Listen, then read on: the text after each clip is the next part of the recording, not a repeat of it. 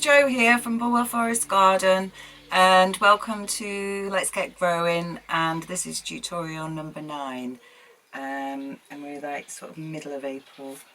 So I'm going to start by showing you this week's pack. So first thing you should have in here is a small pot with lots of little seedlings in, and these are Sweet Williams. So these are flowering biennial, so it's usually 2 years to grow, but they might flower in their first year. So the first thing we're going to do today is prick these out so they can grow a bit better, have a bit more room. So I'm going to do mine in a 9 module to start with. If you don't have one of these, you could do them into small pots or little yogurt pots, as long as they've got holes in the bottom. So I'm going to start by filling up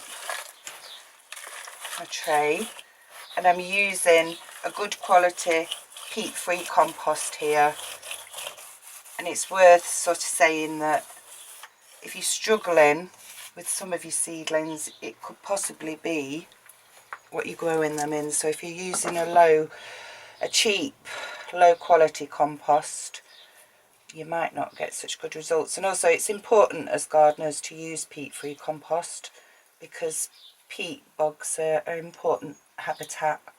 So if you're wanting to be environmental, which most gardeners are, then peat-free is good. And this is called Silver Grow, this one. It's not cheap, but it's worth it. So they're a bit fiddly because they're clumped together, but I'm gently prising them apart. I'm holding it by its leaves, and it's got a nice little root system here. So I'm going to pop that into there. Keep holding it with this hand with its leaves, using my other hand to firm around it, and I'll keep doing that. So I've got 2 there, so I'm just putting 1 into each section.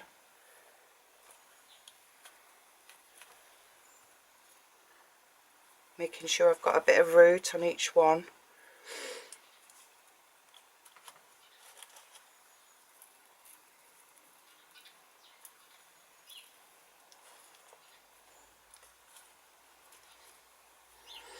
And we're going to go for the ones that look the healthiest.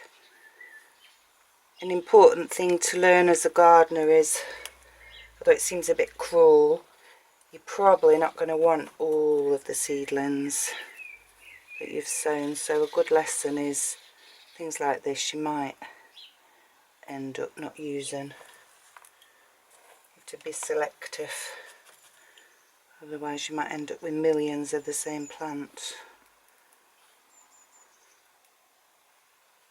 I should just manage to fill this tray, hopefully.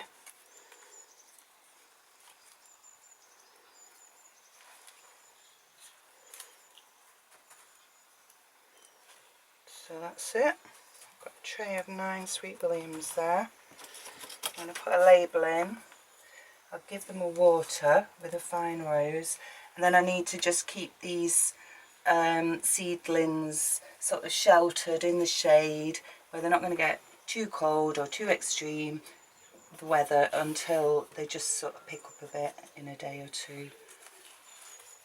So that's the Sweet Williams, and I've got a few left over.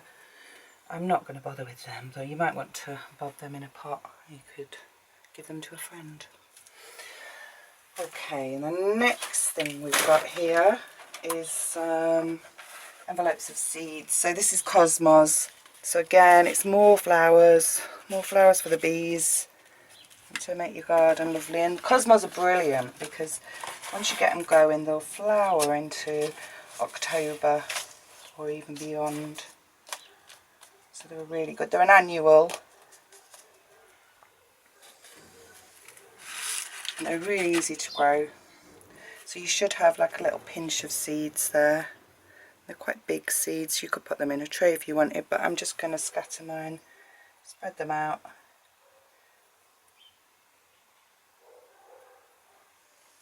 And then I'm going to put a bit of compost on top of them, firm them down, and I will water them. And while I'm waiting for them to germinate, I'm just going to use, it would actually be better if that label was maybe there. I'll use that as a like little propagator lid, and that's just a mushroom tray.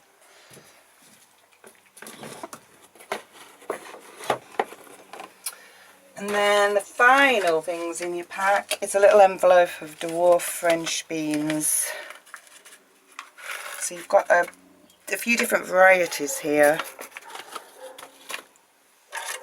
So what I'm going to do is you've got 8, you should have about 8 seeds. So I'm going to use, again, I'm going to use a module. This one's got 8 compartments. You could use little pots. You could use toilet roll tubes. It's good to put them into individual ones, because when they get to the next stage, when you're transplanting them, you're not disturbing the root system. So I wouldn't really use an open tray with something like this. So I'm just going to dip a little hole in each one. I'm going to get my bean seed and I'm going to plant it on its, well, you can't really do these on the sides, but they'll sort themselves out anyway. So I would say with these is that they are frost tender, and we're in the middle of April, just after, and so I'm doing these now because I can protect them. I've got a greenhouse, I'm going to put a cover over them, I've got fleece, and I'm going to look after them. If you can't protect them, then hold fire and wait until May to plant them, and they'll catch up. They'll be a little bit later, and that's the same with courgettes, sweet corns, pumpkins. So don't be in too much of a hurry unless you can protect them. We've just started sowing all of our frost tender things at B.F.G, but then we've got polytunnels and we've got horticultural fleece. So the weather at the moment is quite extreme. It's been quite hot in the day and cold at night, and there's sort of difficult conditions for young seedlings. So you can be patient. You've still got time. Don't think you're too late. So that's it. And after that's watered, I'll pop that over there. And that's this week's pack.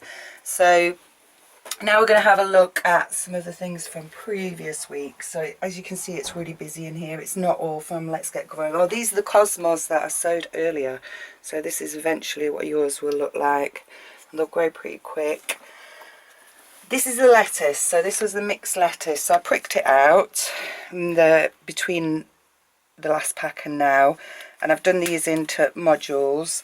This one I did into just an open mushroom punnet, and I think with this one I'm going to leave that as cut and come again, so that will just remain in that pot, and I'll cut it when I want it. But I have quite a lot. I've already planted some in my polytunnel at the allotments. I've got loads of trays just from those few lettuce seeds that we sowed. So these are all right for the moment, but you might want to, when the roots start poking through, they're nearly ready, you can put them into a few into a bigger pot if you're going to do them in bigger pots, or you could just leave them in a container like that and have them as cut and come again. My broad beans, they've done much better than the other broad beans. I'm glad I did another lot, but they kind of filled their pots very definitely. They either want to go into bigger pots, but these are just going to go into the ground quite soon, and really soon, because they're getting too leggy in here. They need a bit more light. And last week we did, well, 3 weeks ago, we did basil, sweet basil, and as you can see, it's just germinating. And I'll leave the lid off, I think, but I will cover them up at night because it's quite cold. And the spring onions that we did, they're just starting to poke their heads up there. I'm not covering them up, they're quite hardy, they're fine. The sweet peas, they've not been brilliant, but I pinched them out, and as a result they have started sort of putting out some more bushy new growth, so I'm going to persevere with them. And the calendulas, they're doing okay, but I've only really got 4 good ones, and these 2, I mean, I potted them on, but they're not going to do anything really, so I'm going to be quite brutal at this point because I haven't got much space, and I'm going to say goodbye to them, which is harsh, but if you haven't got much room, I think you have to be, really. And then we're going to go outside.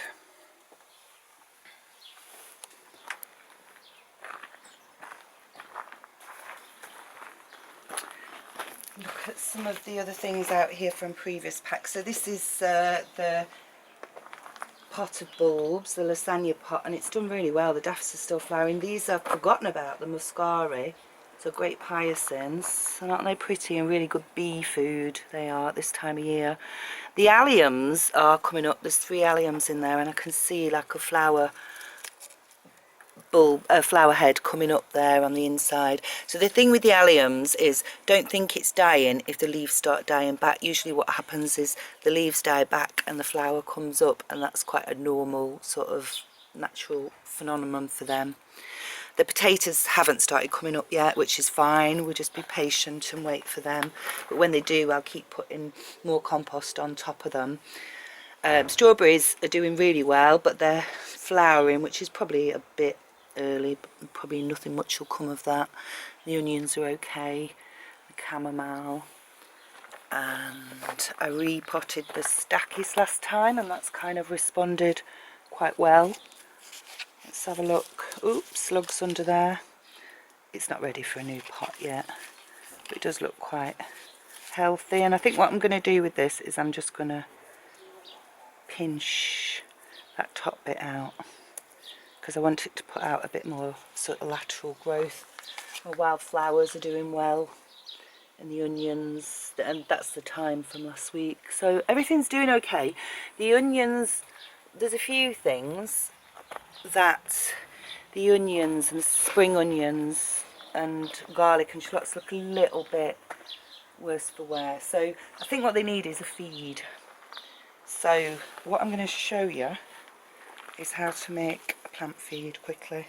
So I've collected up some nettles here from my garden. I've got a nettle patch for the insects, but you could get these in the park. But the important thing with nettles is to get them before they're flowering and seeding, because you don't want to spread them all over your garden or all over your plant pots, and these are just fine at this time of year. So I've got them, ideally if I'd fill it up, or you could use comfrey if you've got any sort of access to a comfrey patch. You can just kind of chop them up, wear some good gloves. Oh, they smell nice. And then I'm going to weight them down with a brick and just fill them up with water. Ideally I would have liked a lot more in there, and some comfrey.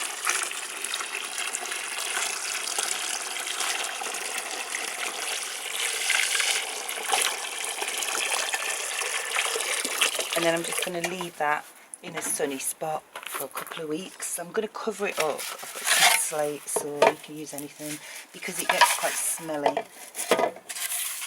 And it'll keep the insects from hovering around outside my house. And I think that's everything in today's pack. So I think, yeah, it's quite busy. There's quite a lot going on, and the weather's still fluctuating. Quite, that's the thing to be aware of, really, and not to be too keen to jump in, because if you set loads of courgettes and French beans and then the frost kills them, you'll get disheartened. So I think at this time of year, unless you're prepared to sort of protect your plants, it's better just to be a little bit patient. And May is usually the time when we're entering sort of frost-free evenings. So anyway, happy gardening, and keep us updated on our Facebook page, and that's it.